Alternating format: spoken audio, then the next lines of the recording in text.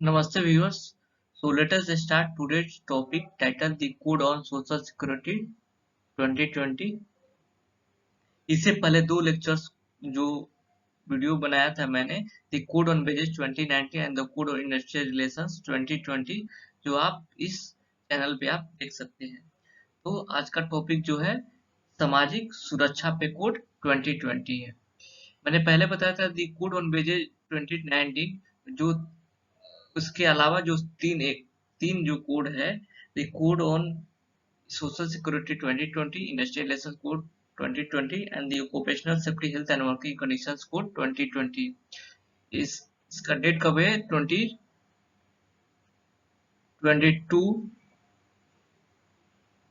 सितंबर को लोकसभा में पास हुआ था और 23 सितंबर को राज्यसभा में पास हुआ एंड 29 को ऑफिशियल गैजेट में प्रकाशित हुआ जब प्रेसिडेंट का एसेंट इस पे 28 सितंबर को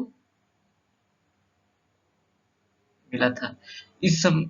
उस टाइम इस कोड बिल को किसने लाया था? उस समय लेबर मिनिस्टर थे संतोष गंगवार।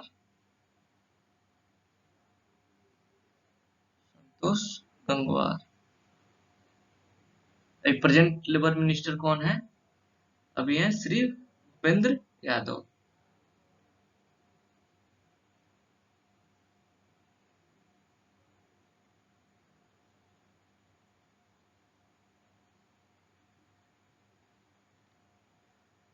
तो जो the code on social security 2020 सामाजिक सुरक्षा पे जो कोड है वो it amends and consolidates the laws relating to social security with goal to extend social security all employees and workers either in the organized or unorganized or any other sectors। तो सभी कर्मचारियों और श्रमिकों को सामाजिक सुरक्षा प्रदान करने के लक्ष्य के साथ सामाजिक सुरक्षा से संबंधित जो कानून में जो संशोधन किया गया है तो ये किस पे एप्लीकेबल, चाहे ऑर्गेनाइज सेक्टर हो चाहे अनऑर्गेनाइज सेक्टर हो या संगठित क्षेत्र हो या असंगठित क्षेत्र हो।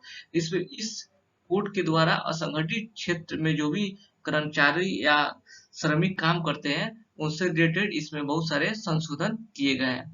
तो कोड ऑन सोशल सिक्योरिटी 2020 कितने कोड को रिप्लेस करता है? 98 को रिप्लेस करता है। इसे कोड क्यों कहा गया है? क्योंकि code refers to the collection. तो ये 98 को रिप्लेस करता है। कौन कौन से एक्ट को रिप्लेस करता है? First one is the employees compensation act 1923, the employees state insurance act 1948, the Employees Provident Funds and Miscellaneous Provisions Act 1952 and the Employment Exchanges Compulsory Notification of Vacancies Act 1959, the Maternity Benefit Act 1961, the Payment of Gratuity Act 1972, the Senior Workers Welfare Fund Act 1981, the Building and Other Construction Workers Welfare Cesses Act 1996, the Unorganized Workers Social Security Act 2028।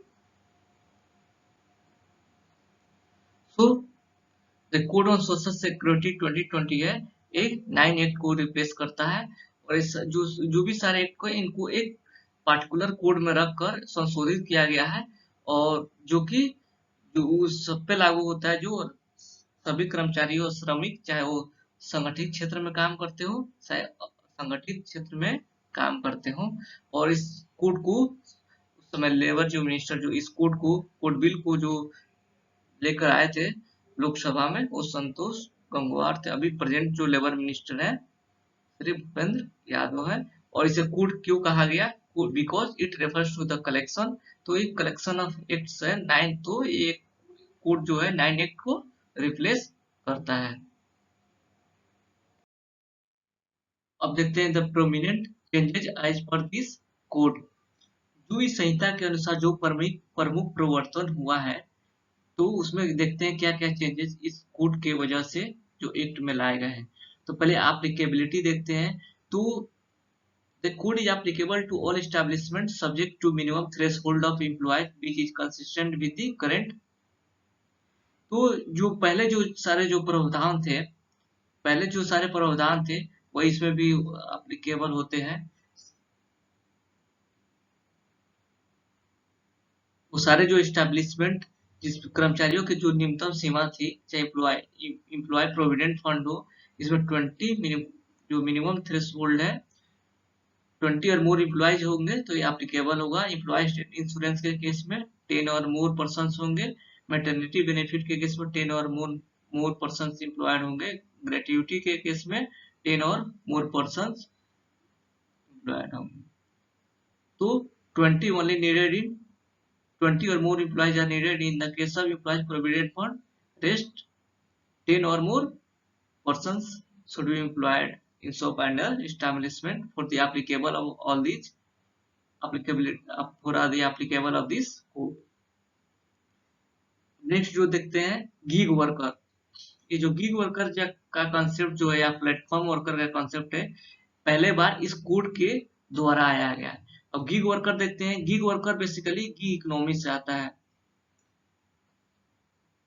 Gig economy क्या होती है? जो पहले क्या होता है, अभी जो इंडस्ट्रियल रिवॉल्यूशन 4.0 चल रहा है, जिसमें कारण ऑटोमेशन आ रहा है, ऑटोमेशन हो गया, चाहे एल्गोरिथमिक मैनेजमेंट हो गया,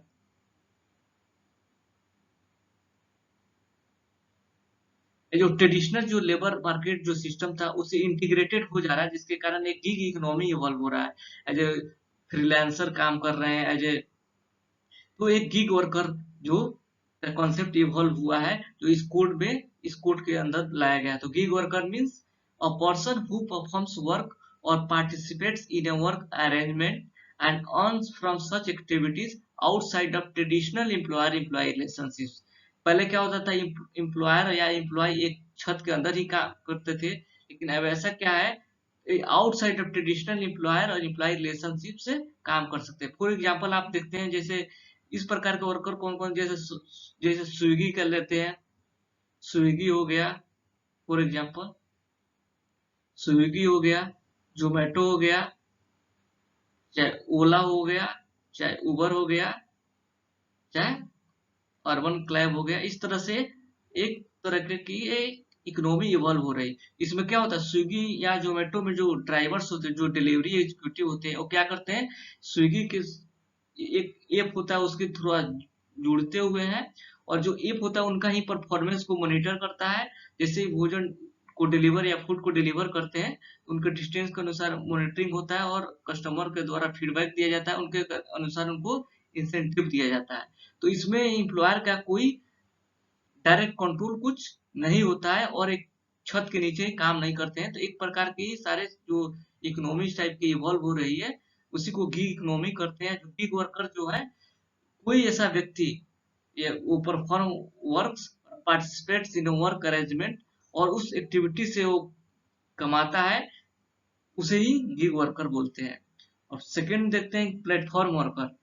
ये lower strata of gig economy को देख सकते हैं एक तरीके से माने तो। और ये जो प्लेटफॉर्म वर्कर होते हैं, इसमें क्या होता है, means a person engaged in or undertaking platform work. Platform work means a form of employment in which organizations or individuals use an online platform to assess other organizations or individuals to solve specific problems or to provide specific services in exchange for payment. For example, आप इसमें क्या example लेते हैं, suppose एमटर्क ले लिए या fever ले लिए। इसमें क्या होता है, कोई बहुत सारे वेबसाइट जो होते हैं, ऑनलाइन प्लेटफॉर्म होते हैं, उस पे आपको सपोज आपको एक लोगो ही डिजाइन करना है। तो आप गए इस वेबसाइट पे गए, तो आपने ऑर्डर प्लेस कर दिया। उसके बाद से जो फ्रीलांसर्स होंगे, वो आप उस एडवर्टाइजमेंट को देखेंगे और उस वर्क को परफॉर्म करेंगे और कस्टमर को वो सर्विस प्रोवाइड करेंगे, और कस्टमर से एमटर्क जो प्लेटफॉर्म ऑनलाइन प्लेटफॉर्म होंगे वो पेमेंट करेंगे, और इस पेमेंट को एमटर्क क्या करेगा, जो फ्रीलांसर्स होंगे, जो प्रॉब्लम सर्वर होंगे, उनको पेमेंट कर देगा। तो इस प्रकार से ही एक platform worker means a person engage in और अंडरटेकिंग प्लेटफॉर्म वर्क। और प्लेटफॉर्म वर्क क्या होता है, एक प्रकार का एम्प्लॉयमेंट, एक प्रकार का रोजगार है जिसमें कोई भी ऑर्गेनाइजेशन चाहे इंडिविजुअल क्या हो, ऑनलाइन प्लेटफॉर्म के माध्यम से किसी ऑर्गेनाइजेशन या किसी व्यक्ति के स्पेसिफिक प्रॉब्लम को सॉल्व करते हैं और बदले में पेमेंट मिलता है, तो एक प्लेटफॉर्म वर्कर हुआ। सो गिग वर्कर और प्लेटफॉर्म वर्कर एक नए जो कॉन्सेप्ट जो इंट्रोड्यूस हुआ है इस कोड के द्वारा। Unorganised Unorganized workers include home-based and self-employed workers. So असंगठित कामगारों में कौन कौन होंगे? Home-based and self-employed workers. It means असंगठित कामगारों में घर आधारित और स्वनियोजित वर्कर्स शामिल हैं। तो कुछ योजनाएं लाई गई हैं गिग वर्कर्स के लिए, प्लेटफॉर्म वर्कर्स के लिए एंड अनऑर्गेनाइज्ड वर्कर्स के लिए। सो कि कुछ इन gig workers, platform workers, unorganised workers के लिए कुछ स्कीम्स लाई गई है। इस योजनाओं के माध्यम से में भी फाइनेंस उनका वित्त पोषण किया जा सके। तो इसमें through a combination of contributions from the employer, employee और aggregators for gig workers, platform workers and the appropriate god. तो उस और उनका फाइनेंस किया जाएगा, उनका वित्त पोषण किया जाएगा, एक फंड क्रिएट किया जाएगा जिसमें कंट्रीब्यूशन होगा एम्प्लॉयर का, एम्प्लॉई का। लेकिन gig worker, platform worker case में कौन रिस्पॉन्सिबल होगा? एग्रीगेटर्स। एग्रीगेटर्स किसको बोलेंगे? मैंने आपको बताया उस समय गिग वर्कर्स जो बता रहा था उसमें एग्रीगेटर जो सब फॉर एग्जांपल जो एप बेस्ड जो वर्कर्स जो है जैसे स्विगी, जोमेटो हुआ, तो जो प्लेटफॉर्म एप्लीकेशंस है उसको एग्रीगेटर्स बोलेंगे। या मैकेनिकल टर्क और फीवर जो बताया था प्लेटफॉर्म वर्कर केस में, तो उनको एग्रीगेटर्स बोलेंगे। तो any contribution from an aggregator may be at the rate notified by the government falling between 1 to 2% of annual turnover। Aggregator का जो कंट्रीब्यूशन जो होगा वो जो उनका एनुअल टर्नओवर होगा उसका 1 से 2% तक उनका कंट्रीब्यूशन होगा। और कितना मैक्सिमम जाएगा? सब्जेक्ट कैप ऑफ 5% होगा। अब देखते हैं registration. The code requires all establishment to which it applies to be registered within the time prescribed by the central government। ये कोड जो सारे इस्टेब्लिशमेंट जिस पे एप्लीकेबल होता है एक निश्चित समय सीमा में वो उनको रजिस्ट्रेशन कराना पड़ेगा। और जो सारे इम्प्लॉय जो है, जो कामगार है, चाहे वो असंगठित क्षेत्र में काम करते हो या असंगठित क्षेत्र में काम करते हो, वो सारे उनका जो वर्कर्स जो है उनको आधार बेस्ड रजिस्ट्रेशन किया जाना है। Now, what are the changes brought in the ESIC, Employee State Insurance Corporation? Establishments working in hazardous sectors would mandatorily be linked with ESIC even if there is only one worker working in it। खतरनाक क्षेत्रों में काम करने वाले establishment प्रतिष्ठानों को अनिवार्य रूप से ESIC के साथ जोड़ा जाएगा, चाहे भले ही एक वर्कर ही क्यों न काम करता हो। वो सारे इस्टेब्लिशमेंट प्रतिष्ठानों को ESIC से अनिवार्य रूप से जोड़ दिया जाएगा, चाहे उसमें केवल एक ही वर्कर काम करते हो या उससे ज्यादा हो। The SS code, Social Security Code, empowers the central government to frame schemes for unorganized workers, gig workers, platform workers, and the member of their families for providing benefits related to ESIC। Social जो security जो code है वो केंद्र सरकार को सशक्त बनाता है। ये वो सारी योजनाएं बना सकता है, चाहे असंगठित क्षेत्र वर्कर के लिए हो, चाहे गिग वर्कर्स के लिए हो या प्लेटफॉर्म वर्कर्स को के लिए हो। वो योजनाएं जो उनको, उनके और उनके फैमिली को लाभ पहुंचाए, वो केंद्र सरकार को एम्पावर करता है, वो योजनाएं बना सकते हैं। And also the option for becoming the member of ESIC as prescribed to establishment with less than 10 workers। अगर 10 से कम, जैसे मैंने एप्लीकेबिलिटी देखे थे उसमें 10 वर्कर्स वो मिनिमम जो थ्रेशोल्ड रिक्वायरमेंट था 10 और मोर वर्कर्स था। अगर 10 से कम वर्कर्स भी काम करते हो तो भी वो ESIC के, यदि हजारियत सेक्टर्स नहीं भले ही ना हो लेकिन अगर जुड़ना चाहते हो तो ESIC से जुड़ सकते हैं। SS could empowers the central government by the order to defer or reduce employees' contribution or both payable for period up to 3 months at a time in the event of pandemic, endemic और natural disaster. जैसे कि अभी Covid का situation है, तो आप देख सकते हैं कि इस ESIC सोशल सिक्योरिटी कोड के द्वारा जो ESIC में चेंजेस जो लाए गए हैं, केंद्र सरकार को सशक्त बनाता है कि इम्प्लॉयर्स यानी नियोक्ता के योगदान को स्थगित करने या कम करने के लिए, या इम्प्लॉयज या कर्मचारी के योगदान या दोनों को योगदान को स्थगित करने या कम करने के लिए इम्पावर सशक्त बनाता है। महामारी के समय हो, पैंडेमिक महामारी या एंडेमिक स्थानिक या राष्ट्रीय आपदा के समय स्थिति में एक समय में 3 महीने तक की अवधि के लिए दे हो। Now EPF Employee Provident Fund schemes would be formulated for bringing workers coming under the category of self-employed or falling under any category under the aegis of EPFO। अब EPFO के तत्वाधान में जो स्वरोजगार की श्रेणी यानी कि सेल्फ एम्प्लॉयड पर्सन होंगे या अदर कैटेगरी के जो भी वर्कर्स होंगे, वो सारे इस EPFO के अंतर्गत तत्वाधान में लाने की एक योजना बनाई जा रही है। और सारे भी जो स्वयं नियोजित कर्मचारी या कामगार होंगे, वो सारे अब EPFO के अंदर उनको भी लाने की योजनाएं बनाई जा रही है। Central government to specify by notification rate of employees contributions to employee provident fund scheme period for which such rate shall apply for any class of employee।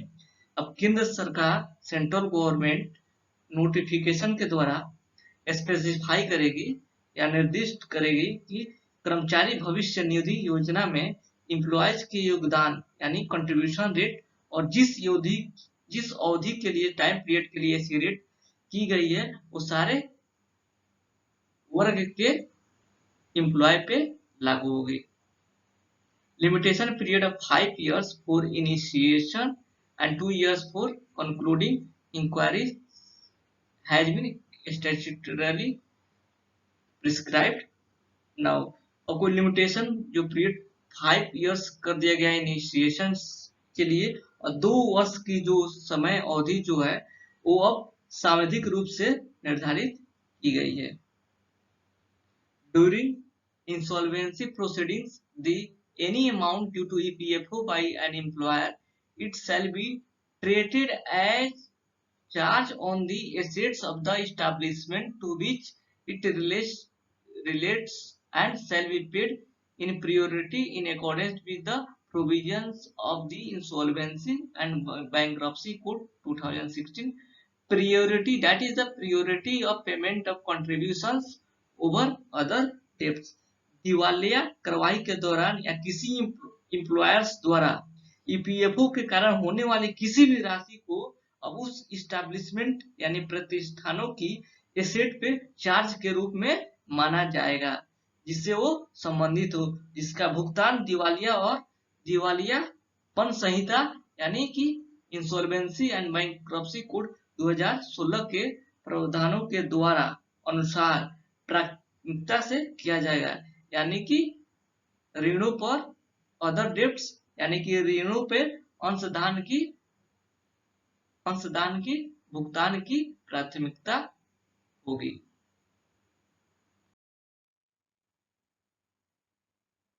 Now maternity benefit. What are the prominent changes brought by the Code on Social Security 2020 under the maternity benefit? So maternity benefit for women employees under the Social Security Code has been kept as the same existing maternity benefit act। So जो भी इसकी applicability, eligibility या period of maternity benefit जो था या provision provision for work during certain periods, जो भी सारे जो अभी एग्जिस्टिंग जो मैटरनिटी बेनिफिट एक्ट 1961 था, उसके जो भी सारे प्रोविजंस हो सेम रखा गया है इस कोड के अंतर्गत। And medical bonus is payable at 3500 rupees subject to maximum capping. जो पहले 20,000 जो अपर लिमिट जो था, उसको अभी कोई एक मैक्सिमम जो कैपिंग है उसको अभी डिफाइन किया जाना बाकी है सेंट्रल गवर्नमेंट के द्वारा। तो मैटरनिटी बेनिफिट के जो भी सारे प्रोविजन जो मैटरनिटी बेनिफिट 1961 के अंतर्गत था, वो सारे इस कोड में भी सेम रखा गया है। Now gratuity provisions for the gratuity has been kept unaltered from the present payment of gratuity act। जो भी पेमेंट ऑफ ग्रेट्युटी एक्ट 1972 था, उसके जो सारे प्रोविजंस है उसको कोई चेंज नहीं किया गया है। वो भी एग्जिस्टिंग, उसकी चाहे एप्लीकेबिलिटी हो चाहे एलिजिबिलिटी हो, सारे को सेम रखा गया है। लेकिन एक्सेप्ट फॉर क्या क्या चेंजेस हुए हैं इसके अनुसार इस कोड में ग्रेट्युटी एक्ट को लाया गया। तो क्या क्या चेंजेस हुए? In case of an employed on a fixed term employment or deceased employees, the employer shall pay gratuity on pro-rate basis, not on the basis of continuous service of 5 years। So fix term employment, जैसे कि मैंने industrial relations code 2020 जो video में बताया है, उसमें मैंने बताया कि फिक्स टर्म एम्प्लॉयमेंट जो एक कॉन्सेप्ट है, एक नया इंट्रोड्यूस किया गया है under the industrial relations code 2020। तो जो फिक्स टर्म एम्प्लॉयमेंट या मृतक या डिसीज्ड एम्प्लॉय या मृतक कर्मचारी पर नियोजित कर्मचारी के मामले में एम्प्लॉयर्स यानी नियोक्ता प्रोरेटा के आधार पे ही ग्रेच्युटी का भुगतान करेगा, नहीं कि कंटिन्यूअस सर्विस जो 5 इयर्स रिक्वायर्ड है उसके आधार पर नहीं करेगा। एंड क्या अदर चेंजेस लाए गए? The eligibility for gratuity for working journalist, the eligibility period has been improved to 3 years of service instead of 5 years for others. जो अदर के केस में जो पेमेंट ऑफ ग्रेट्युटी का लाभ लेने के लिए जो कंटिन्यूअस जो सर्विस का 5 इयर्स रखा गया है, वो वर्किंग जर्नलिस्ट के केस में वो 3 इयर्स कर दिया गया है। जो वर्किंग जर्नलिस्ट की एलिजिबिलिटी जो होगी ग्रेट्युटी की, वो कंटिन्यूअस सर्विस ऑफ 3 इयर्स होगी, बाकी में 5 इयर्स होगा। So these all are the major changes brought by the Social Security Code 2020। So the code on Social Security 2020 is over, and please subscribe, like and share। Thank you, धन्यवाद। And the next video will be on the Occupational Safety, Health and Working Conditions Code 2020। Once again, thank you।